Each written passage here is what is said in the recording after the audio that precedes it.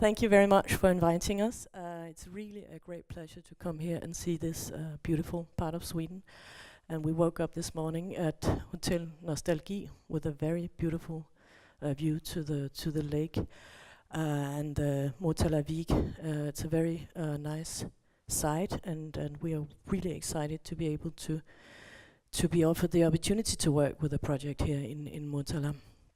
My name is Marianne Hansen, og jeg kommer fra Dorte Mandrup Arkitekter.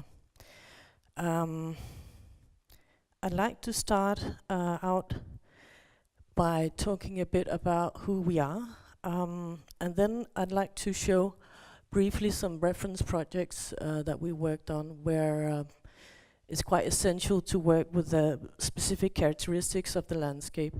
And this is to introduce our approach when working within a precious context such as the one we also meet here in Motala, and how specific qualities and sort of you could say potentials of the landscape can inform the architecture. And I'd also like to show these reference projects so you get an idea of how our buildings look once they are erected.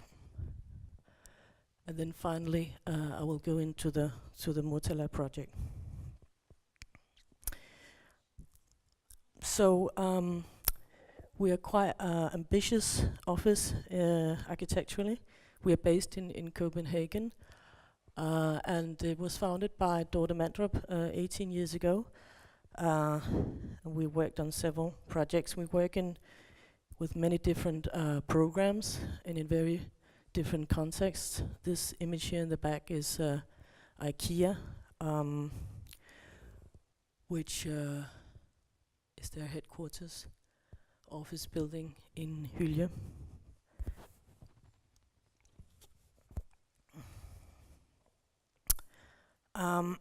We're around 50 employees at the moment, and we're from all over the world, and it's quite a daily benefit to be able to be inspired by very different cultures and architectural traditions, and in Sweden. So we mainly work in the northern countries, including Greenland. We've also done some projects in Germany, but mainly we work in the northern countries. It's a bit faded, the image. I hope you can see it. We work in a sort of large span of scales. This is a very, very large project, which is almost like a cityscape that we work on in Brande. To the very small scale, this is, you could say, in the intimacy of a summer house garden in Denmark, where we built this kind of 10 square meter little house called the Reading Nest for reading. Now I'd like to show a little bit some reference projects, and I will try and run through it a little bit fast so that we can get to hear about the Motala project. But it's just to show you a little bit our approach when working in some characteristic landscapes. This project here is a project for an international competition that we won 1.5 years ago. And it's situated in Ilulissat in Greenland. And the program of the competition was to make a place for researchers to come and for tourists to be able to see exhibitions about the nature in this area, and for people to take a rest when they hike.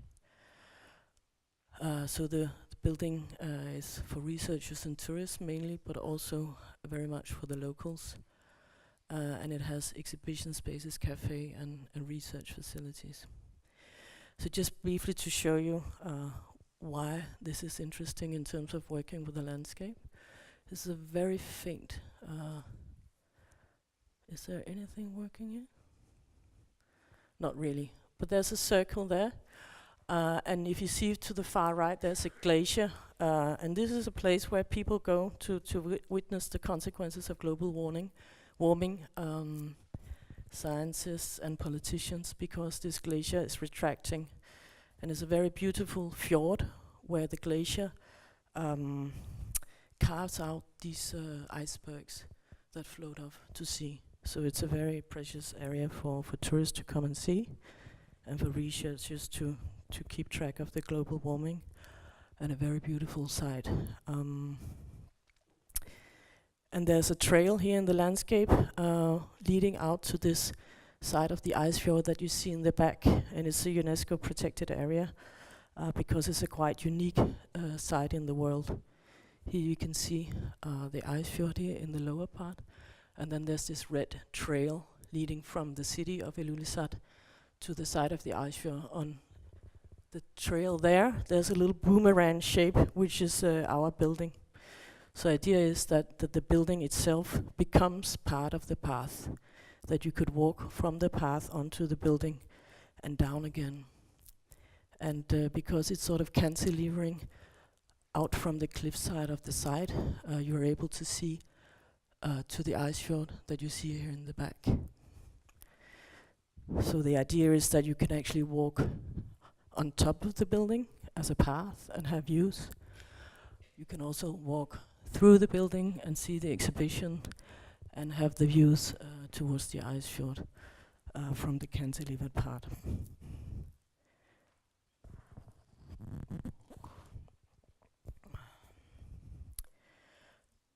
And in this context of Greenland, vegetation is very sparse, and it takes a long time for vegetation to grow. So we worked a lot with trying to touch the ground very lightly. So we're only actually having foundations at either end of the building, and the middle part of the building is hovering between 2 points in order not to touch the ground too much. And it has these benefits of actually helping to redeem snow accumulation, which is a big problem in Greenland, and also to enable meltwater to go underneath the building. Here you can see, if you can see it, it's a little bit light, the building hovering above the terrain, so the water will run underneath the building on the cliff, which is very important in this type of climatic condition. Here you see the exhibition space inside. So this project is very much about the climatic conditions, you could say, of the site, and the change of the season, and this kind of very sensitive character of the landscape, and also this very dramatic character of the landscape. I'm sorry, it's a bit light in here, so you can't really see. But they're actually quite nice, these images. I have to say, if I can say it myself at least. I've made some, I left some booklets out here. If you want to see some more, you're also welcome to come and see it up here on the screen. I think I'll turn this a little bit so you can see maybe some. Okay, so moving on, this is actually a project we made in Sweden, in Rå Förskola, which is situated in this very picturesque town of Rå, near Helsingborg, right on the shore, on the seaside. And this instance, we were very much inspired by this small fisher huts that are sort of dotted along the coast, and we have the beach out in front with this kind of soft sand dunes. So we took these types of you could say, characteristics of the context and combined them into a building. And now it gets really faint. But if you see in the top, the idea of taking a small house and merging it with the idea of a topography, we created this building that is somehow a combination of the two. And this is an exploded axiometry where you can see that there are 4 houses that are sort of melted together by the roof of the building, creating this kind of building that where the roof sort of blends together or meets the ground, so you can be on the roof and enjoy the views to the sea and enjoy the sun. And the kids can run up and down and play on the roof. We work with this kind of robinia cladding, which is a very sturdy type of wood, and we work with it on both facades and roof to make this kind of sculptural whole of the building. And in Sweden you have a very beautiful and long tradition of working with wood in your buildings. And we are very much sort of looking forward to explore the possibilities of different types of wood cladding, which is sort of the essential or central, you could say, material that we'd like to work with when it comes to the holiday houses. And this is an example where you can use the wood both on roof of facade and make this kind of very sculptural, you could say, impression. And this is a picture from the indoors with a nice daylight intake and the view to the sea. And this is the final image from this project. So lastly, I'd like to shortly go through this project that was recently completed on the west coast of Denmark. It's part of this Wadden Sea, which is a very big nature area, which is super important and has been become a UNESCO site, because this is a site where all the birds come to feed. When they track from north to south and south to north, they all feast in this kind of huge sea area, and it's extremely horizontal landscape, and it has an immense tidal changes, so there are several kilometers that shift from being either sea or land depending on the tide. And people come to see this phenomena of the birds flying in flocks, a phenomenon called black sun in Danish, sort sol or svart sol, which is very beautiful. So I won't go a lot into this, but the idea or the program said to extend this existing, you can see the red dot here on the plan, to extend this existing exhibition building. And we work with the idea of the traditional farmhouse in this country when it's so horizontal and flat, and you have the western sea, you have an enormous amount of wind. So to get shelter is actually the most important thing in this type of setting. So the traditional farmhouse complex, they would typically work with 3 or 4 buildings that form an inner courtyard. So that was the idea, that we would like to create this inner courtyard space with this project. And here we see a model of it.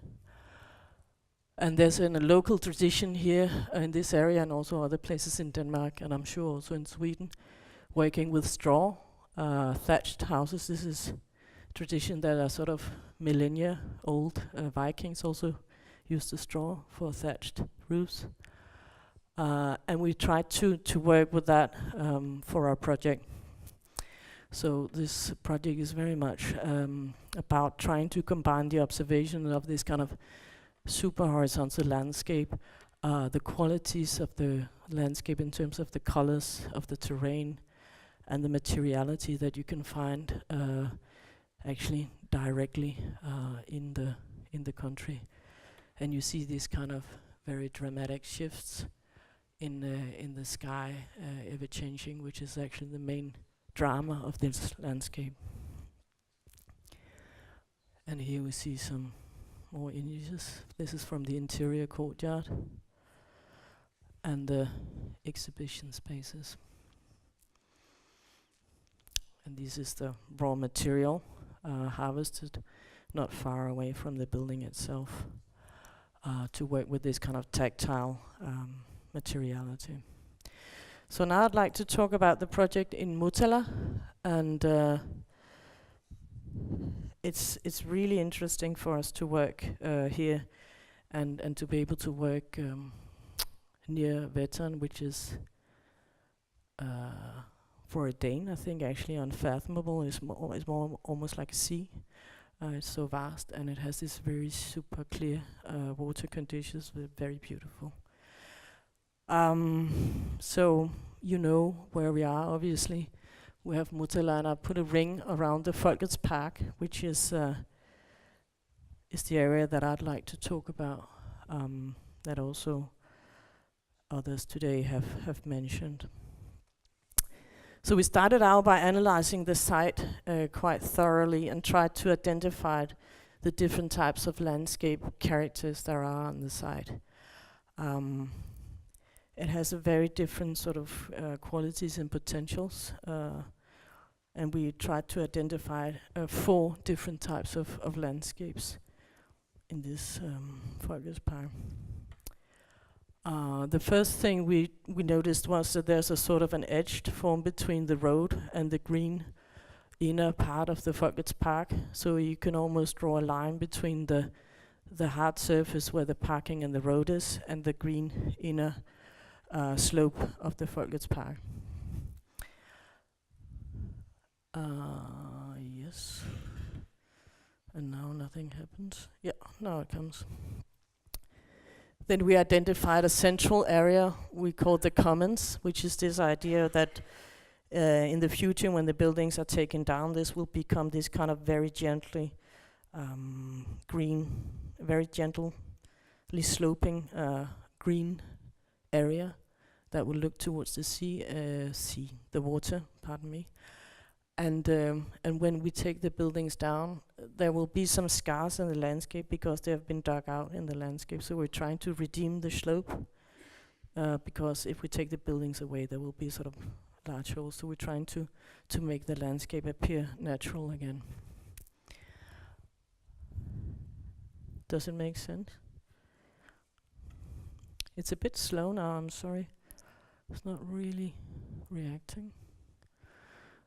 Third area we identify is the area that we called along the trees, which was the previous slide. This one. And finally, we have the fourth area of the open slope, which is kind of actually quite steep slope and this open green field that have a beautiful view towards the water. So if you combine these four different types of area, we'd like to work with different typologies or neighborhoods, one could say, for these areas. And seeing it from the different angles here. And we're moving towards the west. You can see here the open slope, and we have the Folkets Park in the background.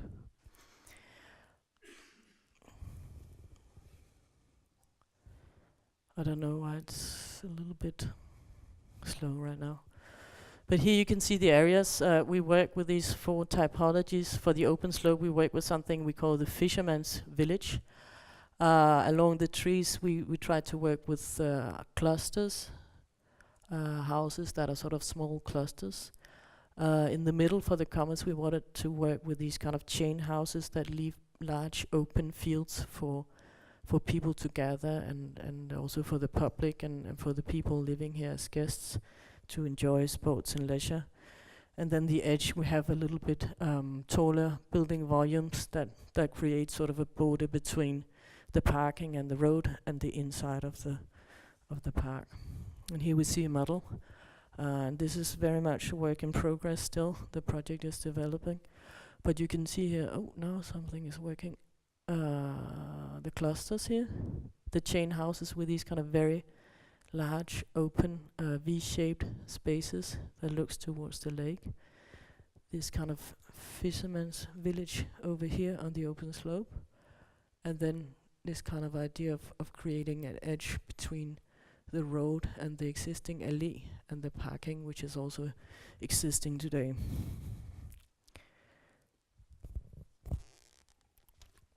And here you can see a section through the Fisherman's Village. There's actually quite a big terrain shift here, which means that the people living here in their houses now should have maintained the view towards the lake on top or over the roofs of the new buildings. So we can work with this type of slope in a way where we ensure that people have a view to the water.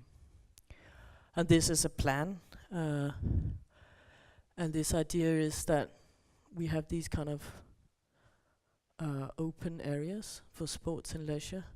And then we have a smaller version of that down here, and a lot of paths leading down to the nature path, and trying to keep a good distance to the nature path and the coast, so we ensure that we have a wonderful environment with the existing trees here. And we see the parking here today, and this kind of idea that you can build an edge. When you come through the edge, you will be in an area that is opening up towards the lake and free of cars. So the area should be completely emptied out of cars and parked cars, and all the parking should happen here, and then people would walk or bike to their house. Some references on how the landscape might be, with tall grasses and maybe some lifted boardwalks as paths. These are some of the existing very beautiful pine trees on the side, and some images from the coast of the lake. So it's quite important for us, and also for Lalandia, that this area should be something where people can easily pass through as a public. So locals or other visitors, including of course the ones that live here, should be able to move around in the area very easily. So here in the fissure, it's not really working here, but here on the left side we see how these kind of radial paths lead into the nature path along the lake, and we have these kind of diagonal, more organic paths that connect from the parking all the way down through the area, and the roads or the paths leading through the clusters down to the water.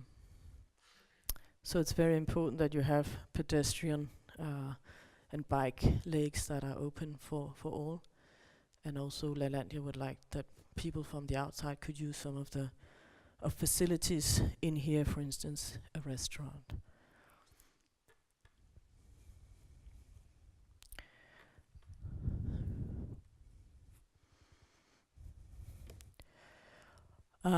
So I'd like to just briefly show a little bit about the typologies. Here, if we look at the edge, we work with these kind of holiday houses. The idea is that they're positioned on the high level of the landscape on the back of the slope with a view towards the water.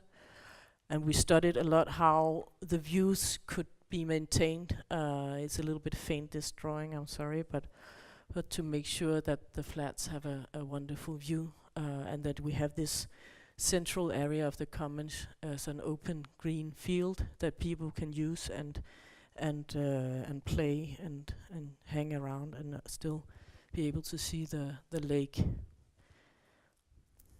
So moving a little bit closer to the flats, you can see that there are 3 flats, one on the ground floor that's pushed a bit back so that you can walk on top of it, and then you get this kind of covered terrace space out here towards the lake.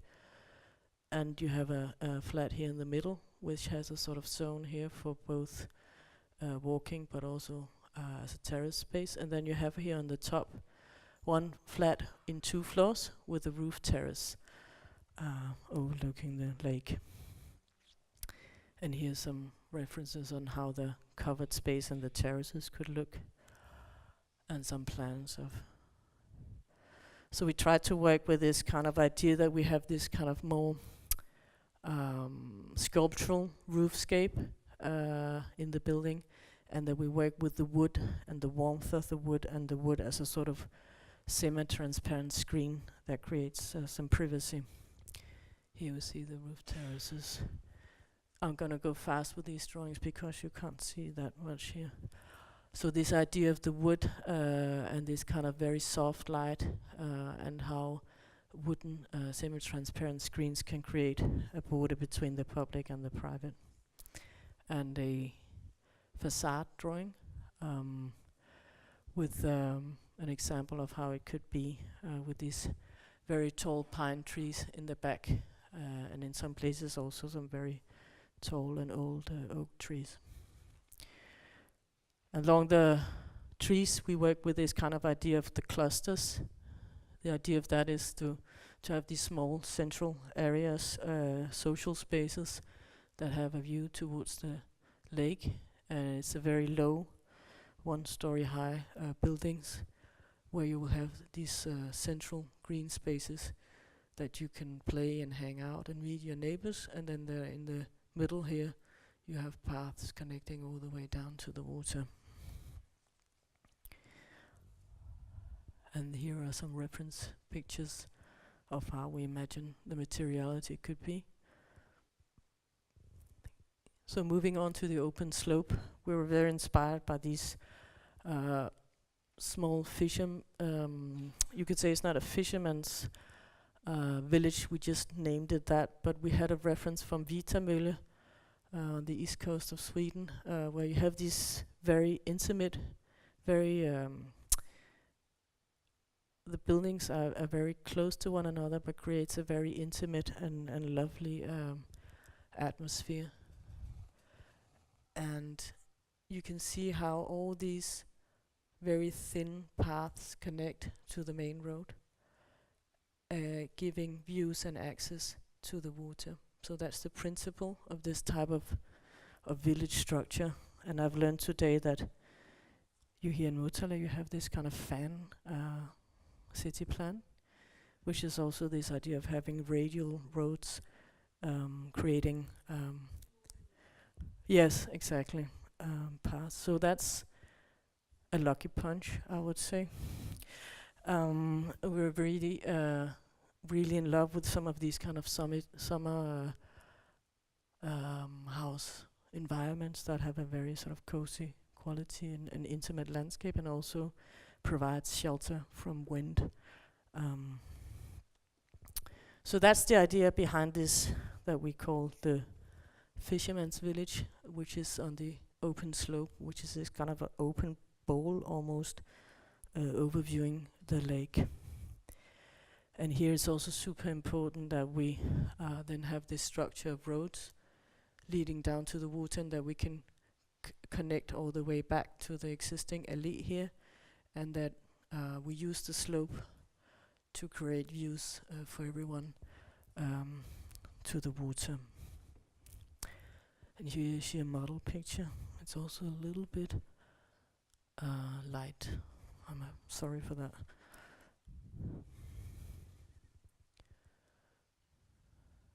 And we have this idea of, this is some reference pictures, this idea of sort of very simple geometries and quite informal open glass facades with the landscape coming all the way up to the house.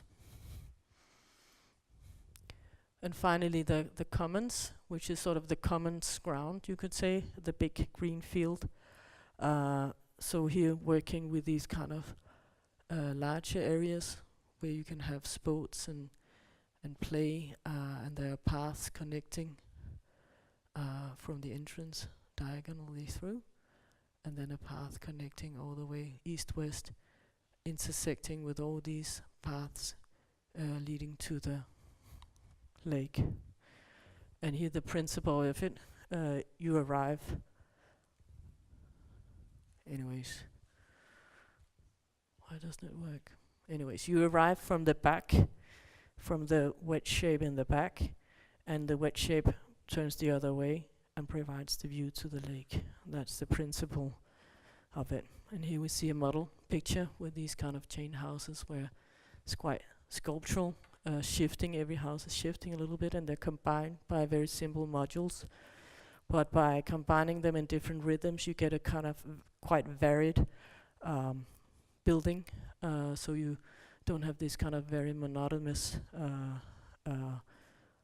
flush wall, but you get a very varied geometry that gives both small intimate pockets along the buildings for hanging out and enjoying the view and the sun, and also a quite varied roofscape.